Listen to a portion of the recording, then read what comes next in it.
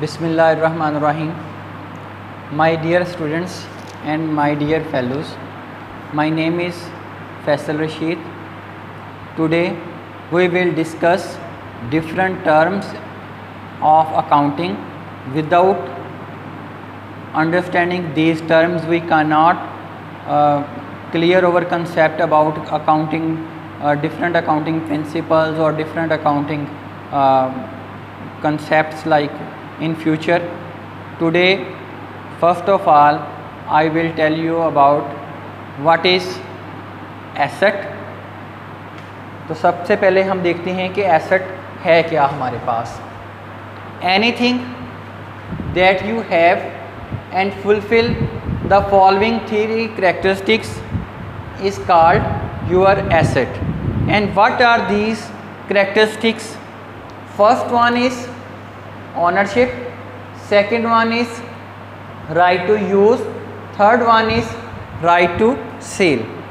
इसका मतलब ये है कोई भी चीज़ जो आपके पास है और वो तीन खसूसियात, मतलब कि आप उसके मालिक हैं, आप उसको सेल आउट कर सकते हैं और आप उसको यूज़ कर सकते हैं.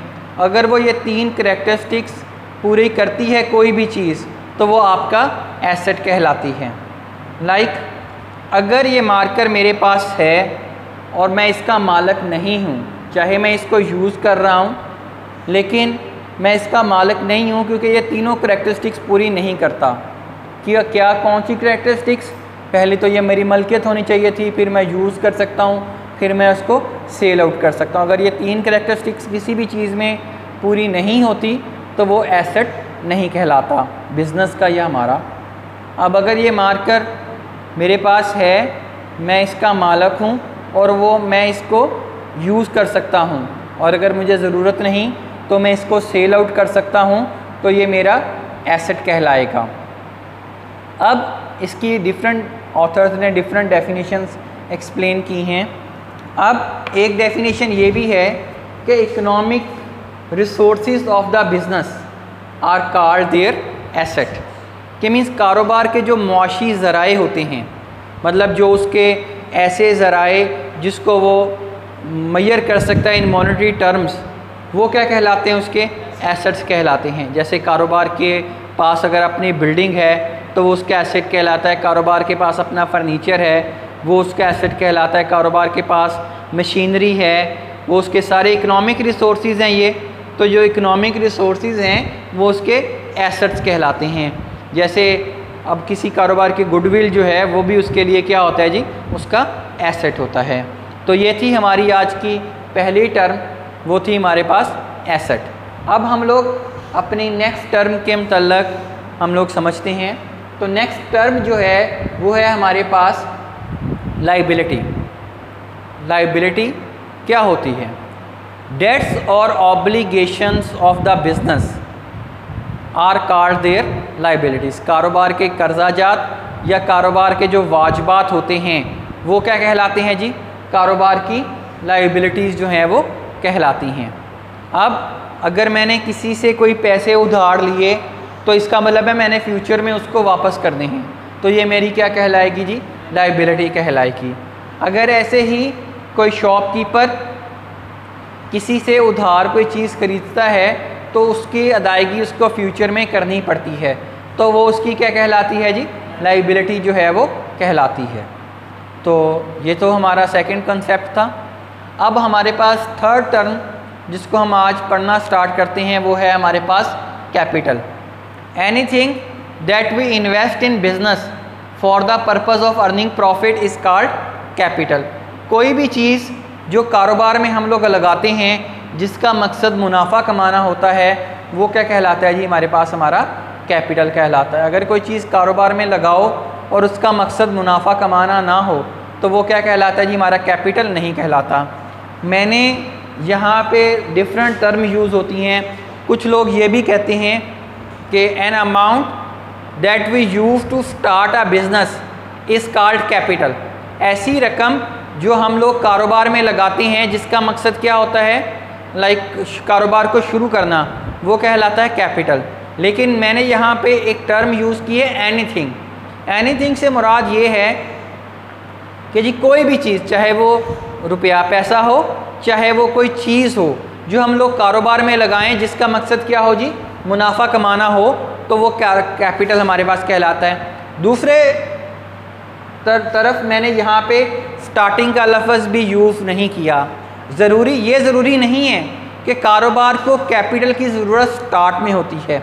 ये भी तो हो सकता है कि कैपिटल को during the course of business, कारोबार को अपना स्मूथ फंक्शनिंग के लिए या अपने डेट्स वगैरह को अदा करने के लिए एडिशनल कैपिटल की ज़रूरत पड़े, तो तब वो हम कैसे फ़राहम करेंगे? तो वो भी किसी चीज़ या रुपए पैसे की सूरत में फ़राहम किया जाएगा, तो वो भी क्या कहलाता है जी हमारे पास, वो भी हमारे पास कैपिटल कहलाता है। इसीलिए यहाँ पे मैंने एनीथिंग और स्टार्टिंग का लफ्ज़ यूज़ किया, स्टार्टिंग का लफ्ज़ यूज़ नहीं किया। नेक्स्ट है हमारे पास एक्सपेंस, कि एक्सपेंस क्या होता है। कोई भी चीज़, anything that we incurred for generating revenue, कोई भी चीज़ जो मैं लगाऊं जिसका मकसद क्या हो जी, रेवेन्यू को जनरेट करना हो, तो उसे क्या कहा जाता है, एक्सपेंस कहा जाता है। जैसा कि अब कोई शॉप है, शॉपकीपर जो है बिजली का बिल अदा करता है, तो वो उसके लिए क्या कहलाता है जी, वो उसके लिए एक्सपेंस है, क्योंकि वो बिजली का बिल अपने कस्टमर्स को जो है इंटरटेन करता है, कस्टमर्स को स्मूथ जो है ऑपरेशंस चलाने के लिए उसको इलेक्ट्रिसिटी की ज़रूरत पड़ती है, तो उसका एक्सपेंस है। ऐसे ही जो एम्प्लॉइज़ होते हैं कारोबार के, जिनको वो सैलरीज अदा करता है, तो वो भी क्या कहलाते हैं जी, वो भी एक्सपेंस कहलाता है। इसके अलावा कोई पानी का बिल हो गया, कोई गैस का बिल हो गया कारोबार का, तो ये भी क्योंकि इसलिए खर्च कर रहा है कि उससे उसको जो लोग आएंगे उनको वो फैसिलिटेट करेगा उनकी वजह से, तो इसीलिए ये क्या कहलाते हैं जी, उसके एक्सपेंस कहलाते हैं। अब नेक्स्ट हमारे पास जो लास्ट टर्म है हम उसकी तरफ आते हैं, तो उसको क्या कहा जाता है जी, रेवेन्यू कहा जाता है। Revenue is the price of goods और services provided by the business to its customer. Revenue से मुराद वो कीमत,